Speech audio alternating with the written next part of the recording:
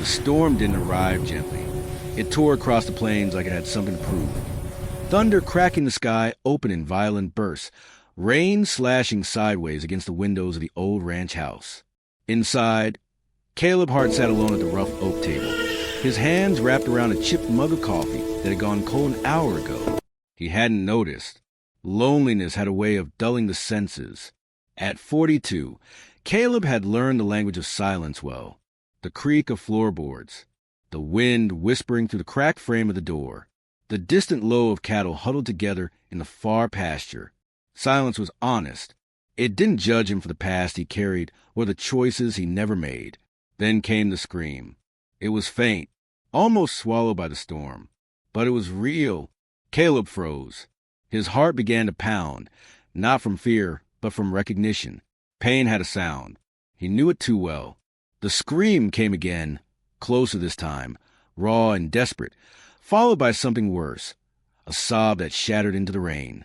Caleb was on his feet before his mind caught up, grabbing his coat and boots, pushing open the door as wind and rain slammed into him like a wall. The yard was mud and darkness, lightning illuminating the land in brief, violent flashes.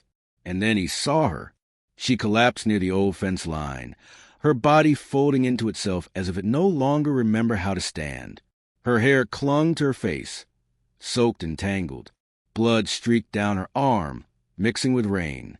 In her arms, impossibly, she held 3 tiny bundled shapes, wrapped in a torn hospital blanket. Babies. 3 of them. "Hey! Hey! Easy," Caleb shouted as he ran toward her, boots slipping in the mud.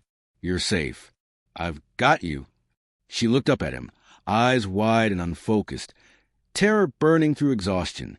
"Don't let them take them," she whispered. "Please, they said I didn't deserve them." Her knees gave out.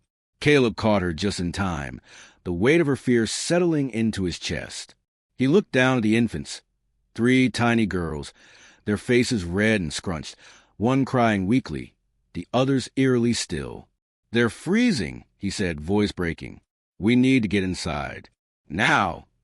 Inside the ranch house, warmth battled the storm. Caleb laid the woman gently on the couch, lighting the old fireplace with shaking hands. He wrapped the babies in clean towels, checking their breathing, his movements careful, reverent. The woman stirred, tears sliding down her temples. "My name is Mara," she said hoarsely. "They told me girls were a curse.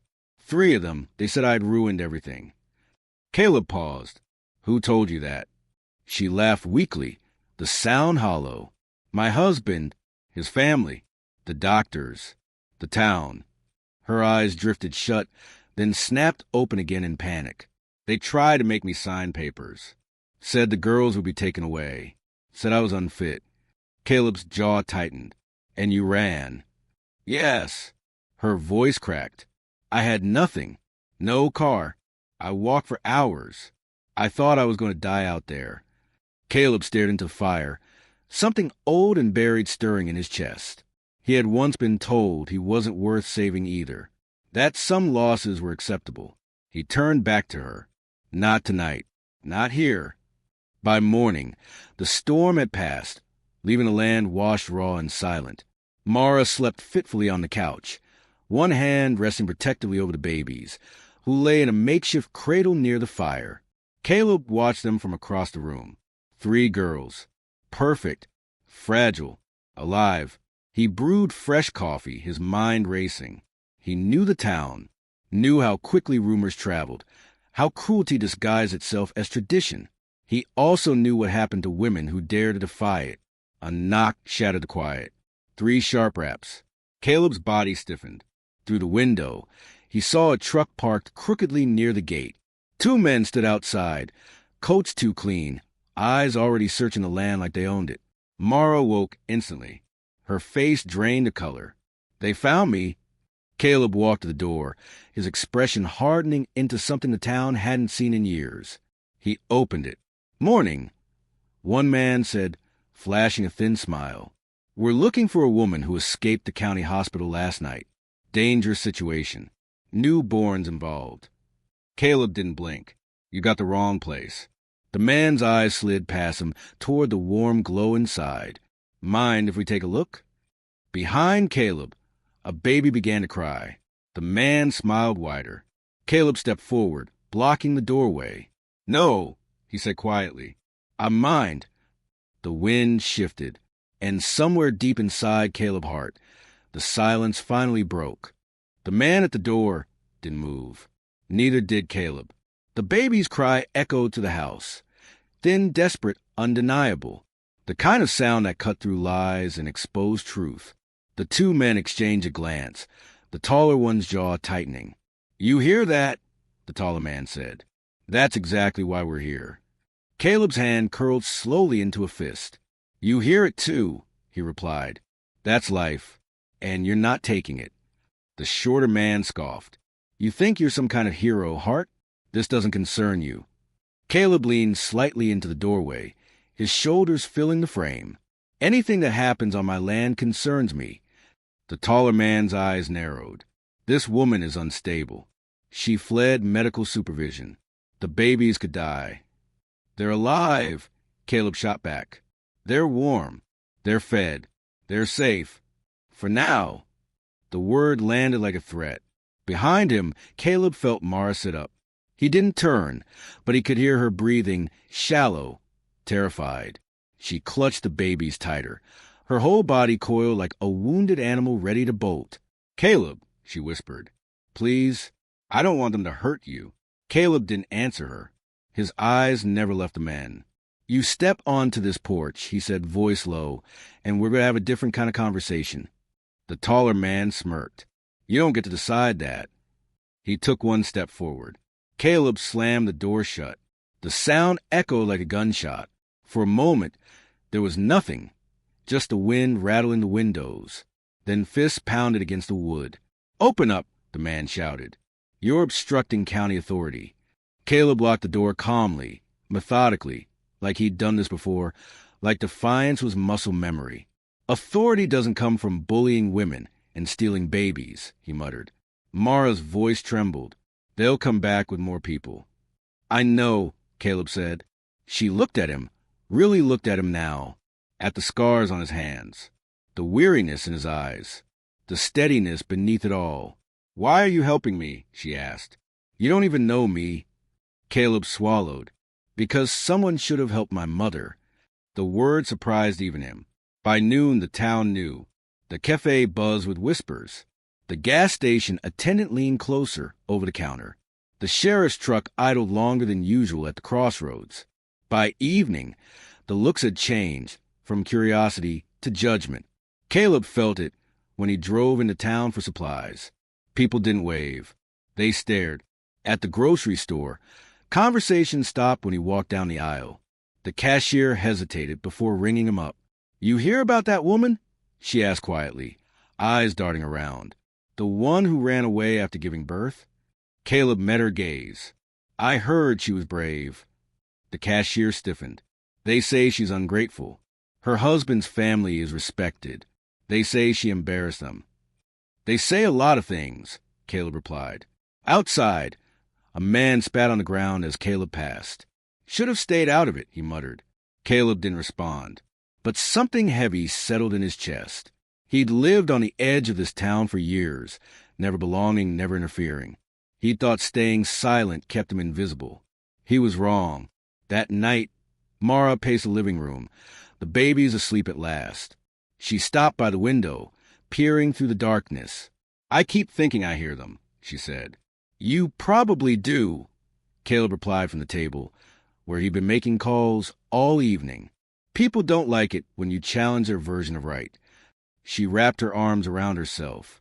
"They hated me long before this, because I didn't give them a son, because I worked, because I spoke up." Caleb looked at her. "You survived them." She laughed bitterly. "Barely." The phone rang. Caleb answered. His expression darkened. "Yes," he said slowly. "I understand." He hung up and exhaled sharply. "That was the hospital," he said. "They filed a report. Claim you abandoned medical care. Child Protective Services is involved now." Mara went pale. "They're to take my girls." "Not without a fight," Caleb said. "You don't know how powerful they are," she whispered. My husband's family runs half this county. Judges, doctors, council members, they all owe them favors. Caleb leaned back in his chair. So do I. She blinked. What? There was a time, he said carefully, when I thought I could outrun this place. When I thought keeping my head down was survival. He met her eyes. I was wrong. Thunder rumbled in the distance again. Not a storm this time, but something brewing. The next morning, a crowd gathered at the edge of Caleb's property. Not loud. Not yet. They stood in clusters, arms crossed, eyes sharp, some curious, some angry, some afraid of being seen on the wrong side. At the front stood Mara's husband. He looked calm, polished, respectable, dangerous. Caleb stepped onto the porch. Mara watched from the window, clutching one baby to her chest, the other two sleeping in a basket beside her.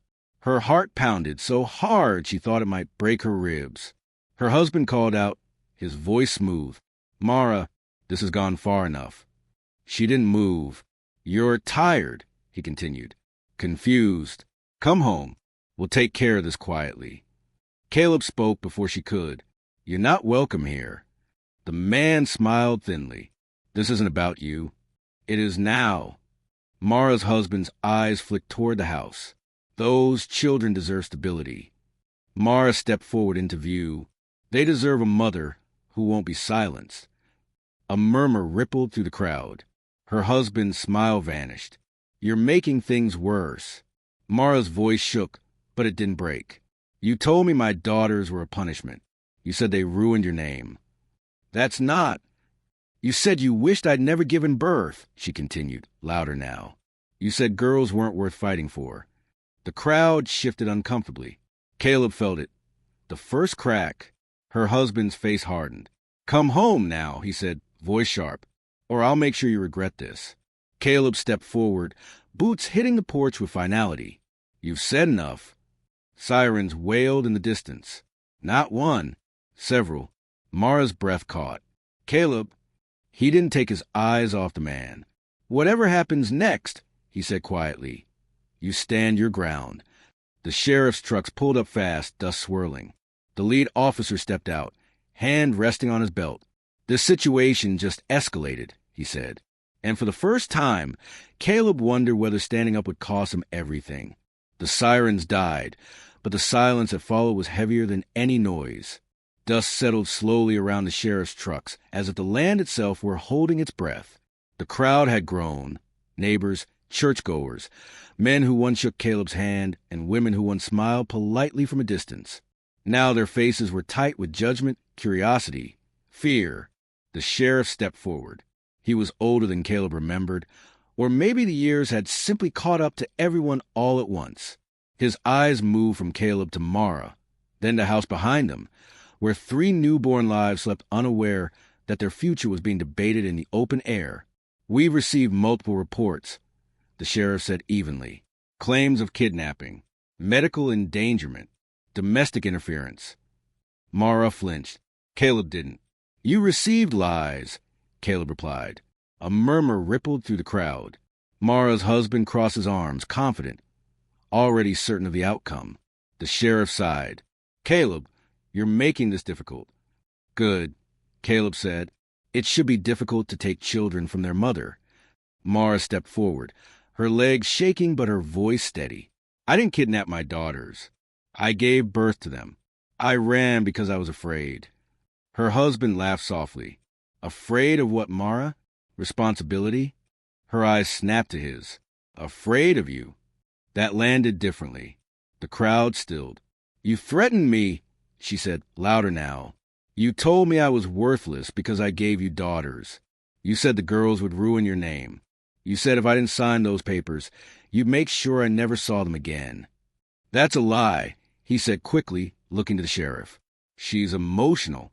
Postpartum confusion." "Don't," Mara said. "Don't turn my pain into a diagnosis."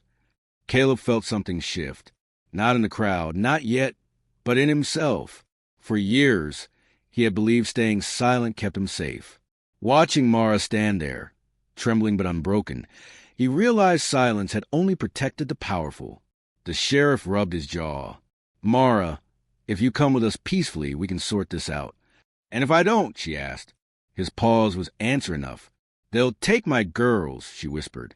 Caleb stepped forward. Over my dead body. Gasps broke out. The sheriff's eyes hardened. You're obstructing law enforcement. No, Caleb said. I'm witnessing abuse. Mara's husband sneered. You always were a problem. Hart. Thought you were better than everyone else. Caleb's laugh was quiet, bitter. No, I just stopped believing I was less. That night, they came with papers. Court orders. Temporary custody claims. Words stamped in ink that pretended to be justice. Mara sat at the table, clutching one baby while the other two slept beside her. Her hands shook so badly she couldn't read. They're going to take them in the morning, she whispered. Caleb stood by the window, watching headlights crawl along the distant road like predators. Not if we show the truth first. What truth? She asked. No one believes women like me. Caleb turned. Then we make them listen. He pulled a small recorder from a drawer. Old, scratched, nearly forgotten. I keep records, he said, because when my father died, no one believed what happened on this land. I promised myself I'd never let silence win again. Mara looked at him. What do you have? Caleb hesitated. Conversations. Threats. Admissions. Your husband came by last night after the crowd left. Her breath caught. I didn't hear anything. He didn't know I was recording. Mara's eyes filled with tears. What did he say? Caleb pressed play. The room filled with a voice, smooth, cruel, unmistakable. You should have given me sons. 3 girls? Do you know what that does to my name? Mara covered her mouth, a sob escaping. And if you think you can shame me by running, the voice continued, I'll make sure you disappear quietly. Mothers like you are replaceable. The recording ended. Silence screamed. Mara collapsed into the chair, tears streaming down her face. I told them, she whispered. I told them and they called me crazy. Caleb knelt beside her. Not anymore. By sunrise, the town woke to something it hadn't seen in years. Truth. The recording spread faster than any rumor. Phones buzzed. Doors opened. Faces changed. The same people who had stood silently the day before now avoided eye contact, or stared in horror. By noon, reporters lined the edge of the ranch. Mara watched from the porch, fear and hope twisting together in her chest. What if it's not enough? She asked. Caleb met her gaze. Then we keep speaking. Her husband arrived last. Without confidence, without allies, the sheriff approached him quietly, papers in hand. We need to talk. Mara held her breath. Caleb felt his heart pound, not with fear this time, but anticipation. The man glanced toward the house, panic flickering across his face. You don't understand. This is being taken out of context. The sheriff didn't answer. Handcuffs clicked shut. The sound echoed across the land. The crowd gasped. Mara sank onto the porch steps, clutching her daughters as relief hit her like a wave. She laughed and cried at the same time, her body shaking with release. Caleb stood beside her, watching the man who once ruled this town get led away. But justice, he knew, was rarely clean. As the sheriff walked past him, his voice was low. This isn't over. Court will be worse. Caleb nodded. We'll be ready. Mara looked up at him. What if they try again? Caleb looked out over the land. The ranch bathed in late afternoon light. Then they'll find out something this town forgot. What? That truth doesn't get tired. In the distance, thunder rolled again, not a storm, but a warning. And somewhere beyond the horizon, forces far bigger than one man began to stir. The courtroom smelled like old wood and polished lies. Mara felt at the moment she stepped inside. The weight of history pressing down from the high ceiling. The portraits of former judges stare with eyes that had never needed to understand a woman's fear. Every bench was filled. People from town. Outsiders. Reporters with pens poised like weapons. And him. Her husband sat across the aisle, clean-shaven. Suit pressed, hands folded as if in prayer. If anyone didn't know better, they'd think he was the victim. Mara tightened her grip on Caleb's arm. You don't have to look at him, Caleb murmured.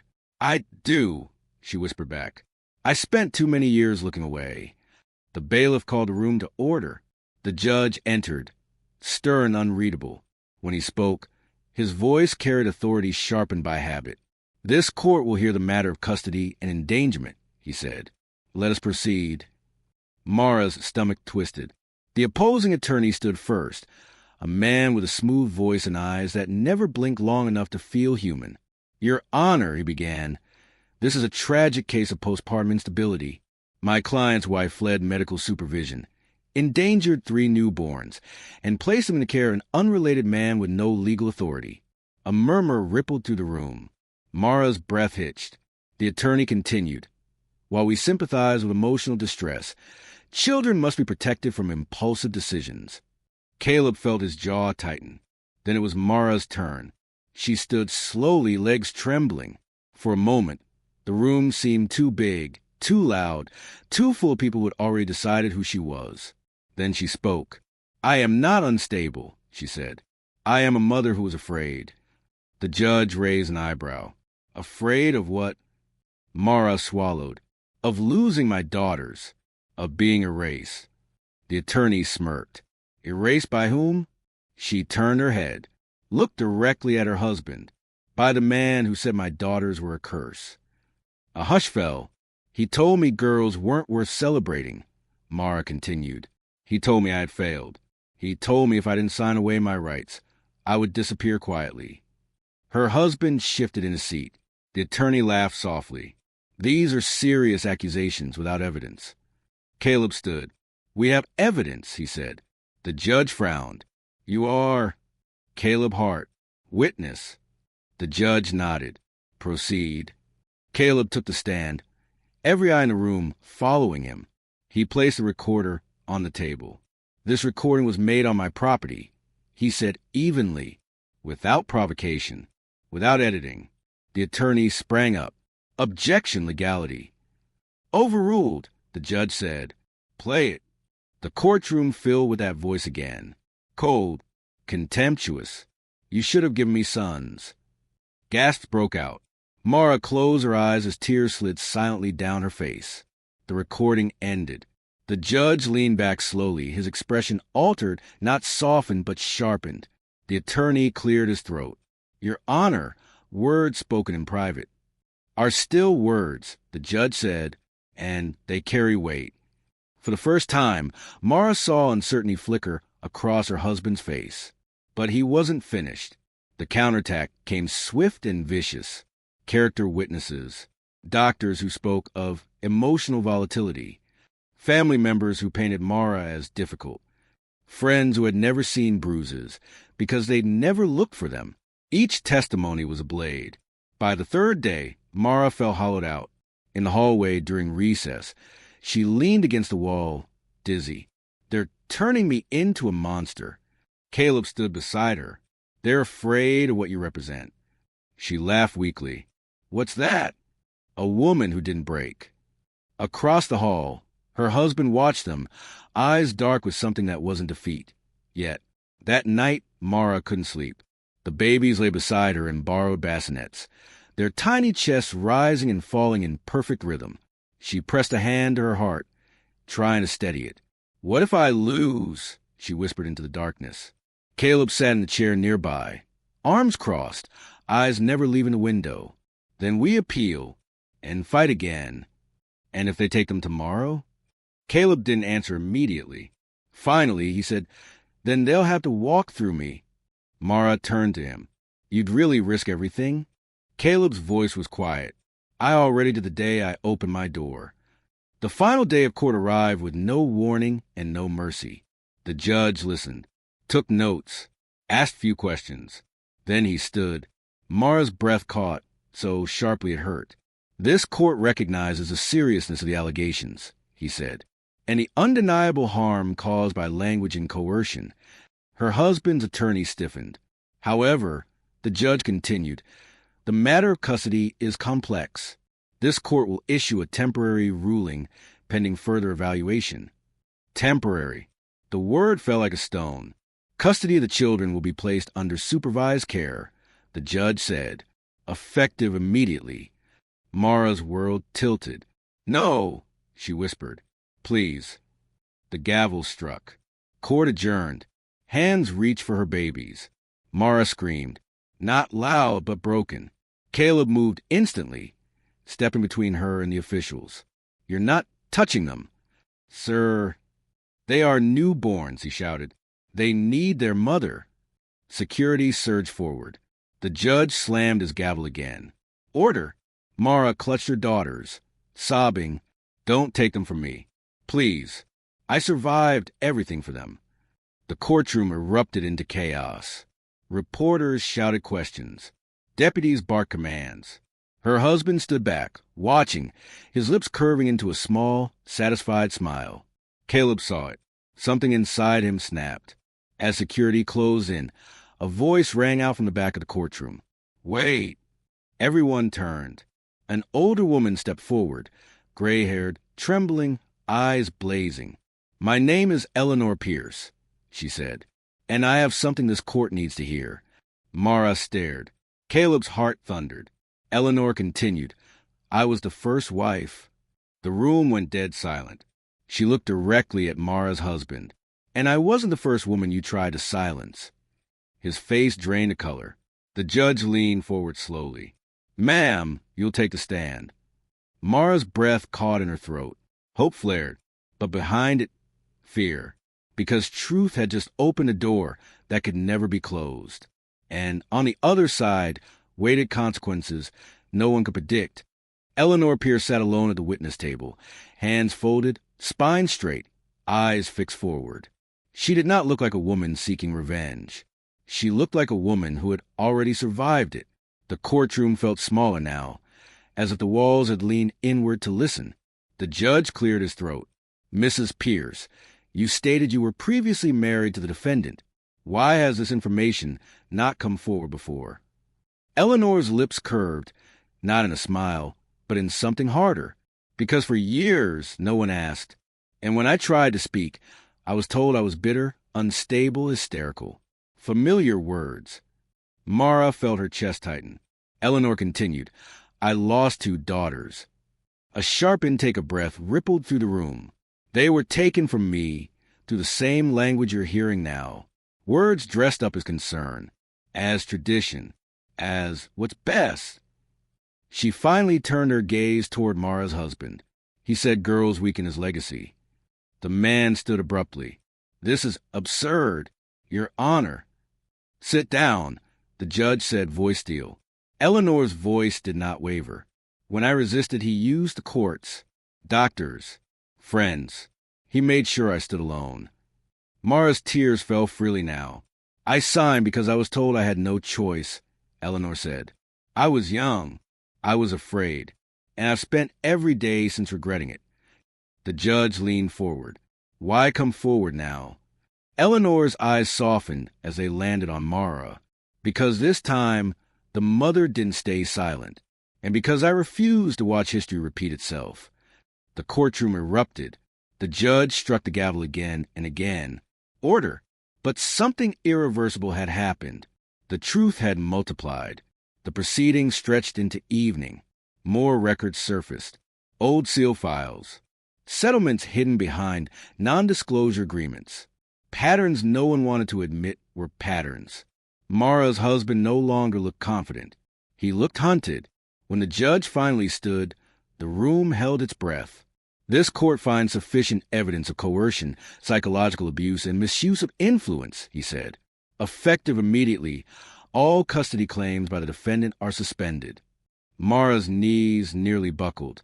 "Primary custody is granted to the mother," the judge continued, "with full protective measures in place." The words didn't register at first. Then Caleb felt Mara's hand clutch his arm. "I have them," she whispered. "Yes," the judge said, looking directly at her now. "You do." Mara broke. She sank into the chair, sobbing openly, clutching her daughters as if the world might still try to steal them away.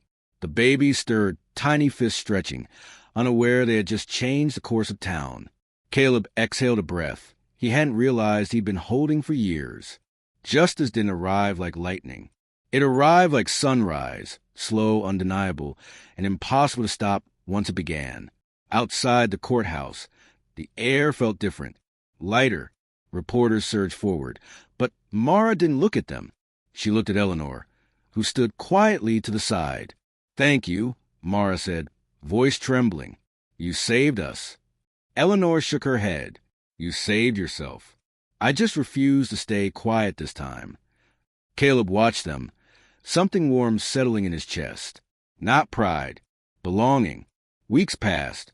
The ranch changed. Where there had once been silence, there was laughter, late-night feedings, soft lullabies sung off-key, tiny socks drying by the fire. Mara grew stronger every day, not because the pain disappeared, but because it no longer owned her. One evening, as the sun dipped low, she stood on the porch with Caleb, the babies asleep inside. "I used to think survival was enough," she said. "Now I want more." Caleb nodded. "You deserve more." She looked at him. "So do you?" He smiled, small and genuine. "Maybe I'm finally ready to believe that." In the distance, the land stretched wide and open, no longer a place to hide, but a place to begin again. Mara took a deep breath. For the first time since the night the sky broke open, she felt something unfamiliar, peace. And in that quiet, 3 little girls slept safely, proof that truth once spoken could never be undone.